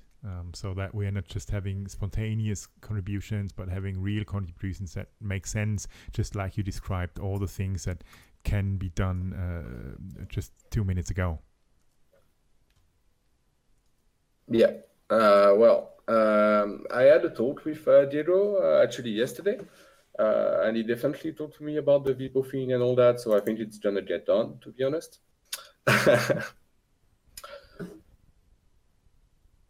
Yeah. So this is, like I said, I'm super thrilled because I will for sure fork it. I don't know if I really will am super help because my JavaScript is more than just rusted. But I'm super eager to try it out, to play around with it, and to see how and how things are done, because this is quite new as a technology as well. By talking about that, how has the last year been for you? DTube started great and it has received a lot of attention on the blockchain. How was things? Everything good? Is it bearable? To be honest, it's been like bearable, but I had a lot of issues like real life as well. So the past few months I've been a bit off, like the past 2 months, something like that. But yeah, DTube has been great. I've made more contact in the past year than almost my whole life, I think. Yeah, I can imagine. It was great. So that's great. Actually, I actually traveled last week for DTube. I met a lot of people in a conference in San Francisco about the decentralized web. So you can check it out. It's decentralizedweb.com, I guess. It was organized by the Internet Archive. It's pretty big people. There was the founder of IPFS there and a lot of big people. And he's just been talking about decentralization, the D part in DTube, it means decentralized, right? I see people talking about DLive in the chat, and DLive has the D, but it's not decentralized, right? In DTube, I try to make things in a way that everything tries to be as decentralized as possible. Some things are centralized, for sure, like the search, like the suggested videos, but most of the infrastructure will work without having a server, like it did in the first 6 months, right?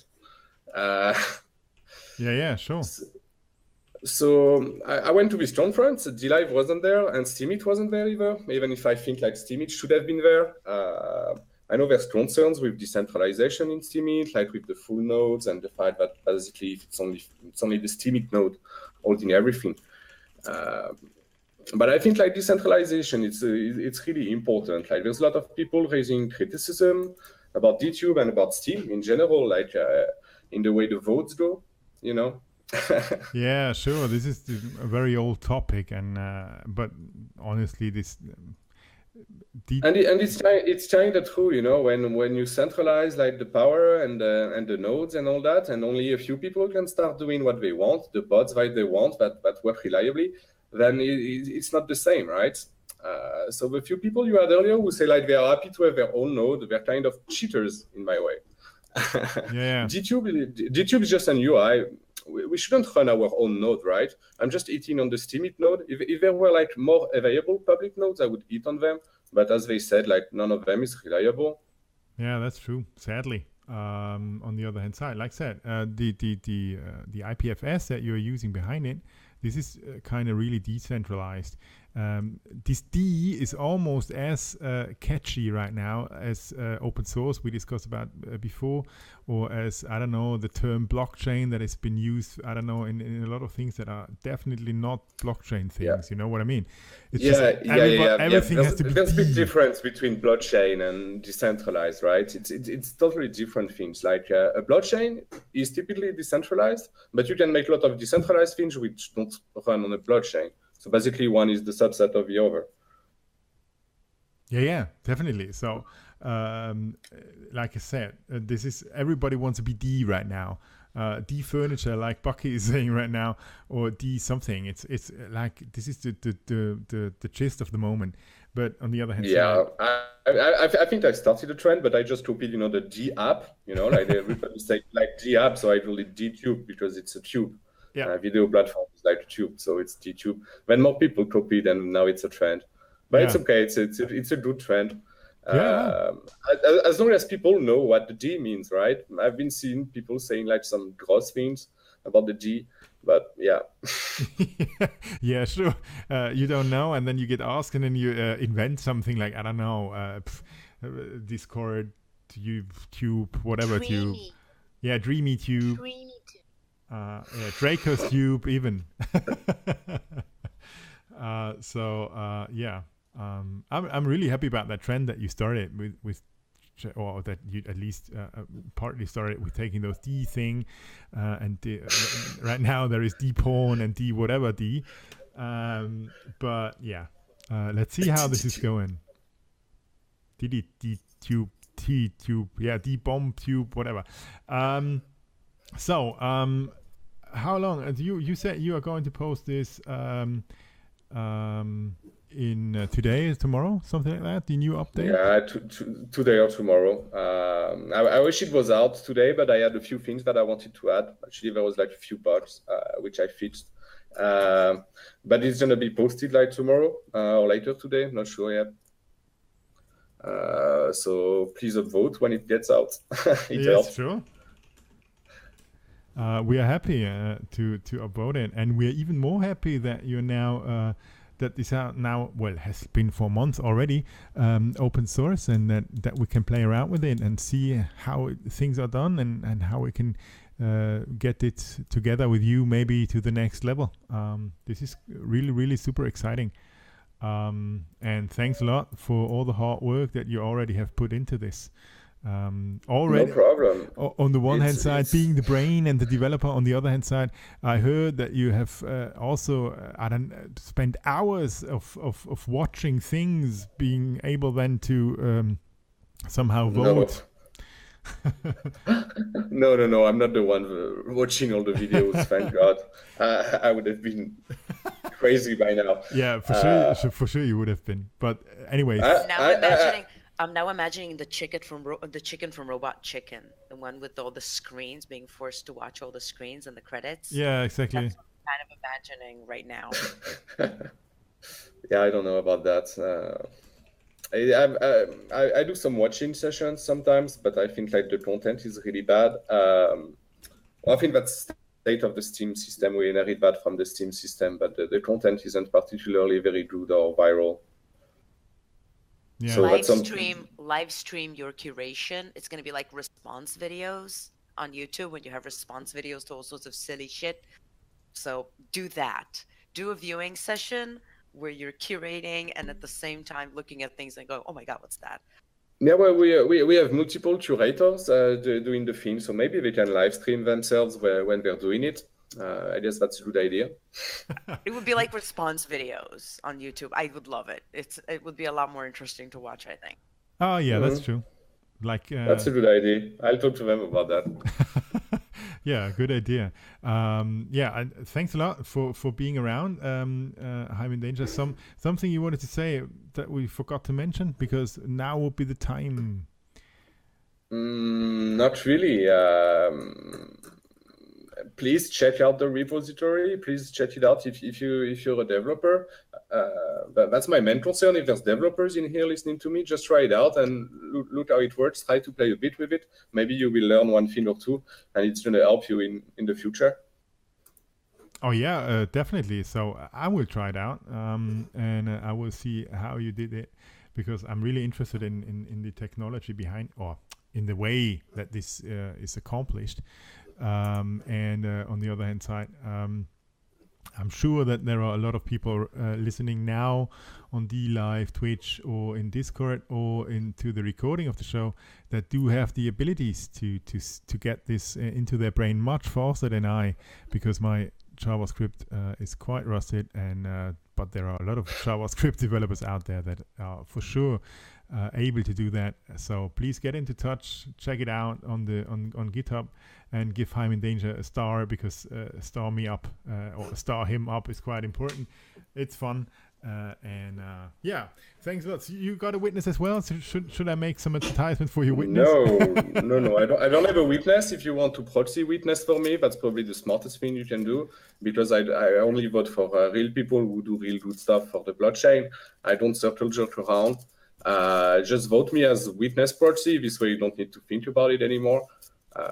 Also very possible. Well, that's it. Very good. Thanks a lot for this reminder, and thanks a lot for all the updates to the new and upcoming version of 0.8 of DTube, bringing on a chat directly on DTube and off-chain, and bringing on the possibility to have live streaming up and running. By the way, dear MSP Waves board and stuff, can we is there a possibility that we are thinking about streaming directly on DTube version 0.8 as well, or is this some problem? I just want to raise this question. You don't necessarily need to answer it, but I definitely would like to try this out as well.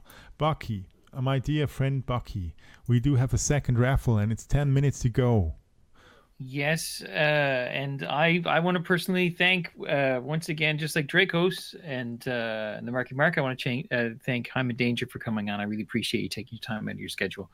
Looking forward to all those new features for DTube as well. I think that there's a big wave of fantastic content that will be ending up on that. So it's just a matter of time, and we'll raise the bar.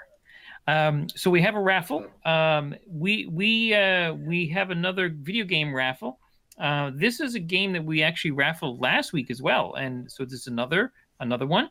And it's I'm probably going to pronounce this incorrectly, but there it goes. It's Machinarium. Anyway, I checked it out last week. I bought it myself last week. It was so cool. I've been playing it all week. It's a great game. So if you want to take part in this raffle, what can we do? Yeah, I hadn't thought about what we can do. Oh, this is bad. You had half an hour. What could be the worst video topic that would be found on DTube today? What could be the worst? Because Hyman Danger was saying that there's a lot of videos that are put up on there that are really bad quality. Well, what's the worst? What could be the worst? Cat videos, maybe? Oh yeah, maybe. Oh yeah, Ilana singing. Yeah. I've seen people watching their dog taking a video. Well, also not bad. Longer vowel on the A. Machine A. Is it machin or machine? Machine? Arium? Arium? Wow. 80s porno. Okay. Yeah, okay. 80s porno with a lot of this how is it called? This effect when everything gets smoothed out. You are the video editor. If anybody wants to take part, they need to type in here in the next minute, or they won't take part in this raffle for this game. It's a great game too. I've been having a lot of fun playing it. Yeah, so you need to type in what kind of bad videos that you can imagine being on DTube, or that you will upload, I don't know, in 5 minutes. Please don't. Yeah, so... Oh, yeah, no, yeah, so upload the worst video. That's horrible. No, please don't. No, this was just, just explanatory. Me too. What is so Diego wants to win the game. Yeah, he's in voting for flat Earth. So it's 0.2 minutes left. We could change this into seconds. No, 0.2 minutes is always a bit cumbersome. Ooh, Flugschwein won. Is this hold? Everybody hold and don't shoot, please. Don't shoot, because is this a game that is appropriate for people being under 18? Oh yes. Absolutely, it is. Okay, so because we have some, I have read some chat that has been going along, and I definitely agree. We need to see that we are not violating things. We can talk about a lot of things, but if we cannot violate law, and if Flugschwein is only, I don't know, 10 years old, This is internet radio. Internet radio. Yeah, true. Unlike real radio, that you have certain laws that limit what you can or cannot say. I think that because we're on internet radio, there's really no problem with us saying anything. However, we cannot play music we don't own. And yeah, that's definitely true. So, hey, Flugschwein, have fun with your new game, and we're super happy that you won, because obviously you're quite active and motivated around, even though you cannot listen next week.